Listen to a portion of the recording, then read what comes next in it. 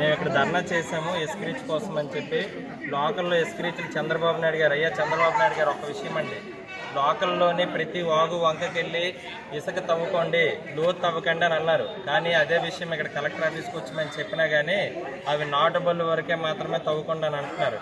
అంటే ట్రాక్టర్లు ఎక్కడికి వెళ్ళాలి సార్? మేము ట్రాక్టర్లు అమ్ముకొని ఫైనాన్స్ వాళ్ళకి అప్పచెప్పేసి మేమేమైనా రోడ్ల మీద పడి కొన్ని కూలికి వెళ్ళిపోదామన్నా సరే, కూలి దొరకాలన్నా సరే ఇసుక దొరకాలి కదా సార్. కొంచెం అర్థం చేసుకోండి సార్ చంద్రబాబు నాయుడు గారు, సీఎం గారు. మా ప్రాబ్లమ్ని కొంచెం మైండ్లో పెట్టుకొని మీరు కొంచెం ఇంకా కొంచెం స్ట్రిక్ట్గా ఆర్డర్స్ ఇచ్చి, జీవోస్ ఇచ్చి, కొంచెం మా మీద కనికరించి మాకు కొంచెం ఇసుక అన్ని వాగు వంకల్లో మీరు ఏదైతే చెప్పారో ఆ వీడియో కూడా ఇక్కడ మేము కలెక్టర్ ఆఫీస్లో చూపించాము. అది అక్కడ చెప్తున్నారు కానీ మాకు జీవో రాలేదంటున్నారు. కానీ ఆ జీవోని మీరు టు బి పేపర్ వర్క్గా మీరు రిలీజ్ చేసి మా అందరినీ, భవన నిర్మాణ కార్మికులను కానీ, ట్రాక్టర్ ఓనర్లను కానీ, ట్రాక్టర్ లేబర్ని కానీ, డ్రైవర్లను కానీ అందరినీ, ఇక్కడ చాలా వేల మంది దీని మీద ఆధారపడి ఉన్నారు సార్. దీన్ని దృష్టి పెట్టుకొని మీరు కొంచెం ఈ వెసులుబాటు ఇచ్చి మా అందరినీ ఆదుకోవాలని మనస్ఫూర్తిగా కోరుతున్నాం సార్ మా అందరి తరఫున.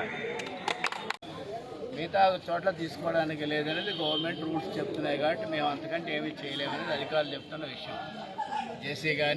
జేసీఏ మెయిన్ మాట్లాడాం కదా సార్. మన రిక్వెస్ట్ ఏంటంటే ఇక్కడే ఇసుక రీచ్లు ఉన్నాయి, ఇసుక ఉంది, ఇక్కడ నుంచి వెళ్తుంది.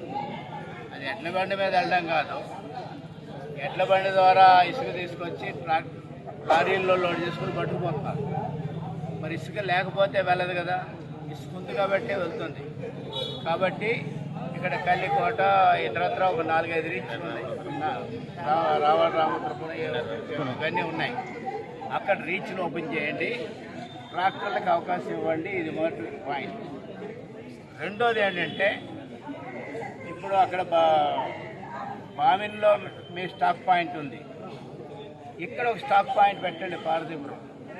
ఇక్కడ నుండి సప్లై చేయండి. 2 మార్గాలు, ఒకటి ఇసుక రీచ్లు ఓపెన్ చేయండి, అందులో ట్రాక్టర్లకు అవకాశం ఇవ్వండి, లేదా పారదీపురంలో స్టాక్ పాయింట్ పెట్టండి, అక్కడి నుంచి ఇసుక ఇవ్వండి అని చెప్పేసి మనం డిమాండ్ చేస్తాం. ఈ రెండింటి విషయంలో మేము సోమవారం వరకు తహసీల్దారు వాళ్ళందరూ కూడా వాళ్ళకి వెంటనే చెప్తాం. వాళ్ళు స్టడీ చేస్తారు. రీచ్లు ఓపెన్ చేయొచ్చు అనుకుంటే రీచ్లు ఓపెన్ చేస్తాం, అందులో అవకాశం ఇస్తాం. రెండోది అంటే స్టాక్ పాయింట్ ఇక్కడ పెట్టమంటున్నారు కాబట్టి ఇది కూడా మేము పరిశీలన చేస్తాం, గవర్నమెంట్కి చెప్తాం. ఇక్కడ పెట్టగలిగితే పెడతాం, ఇది సోమవారం చెప్తాం అంటున్నారు వాళ్ళు.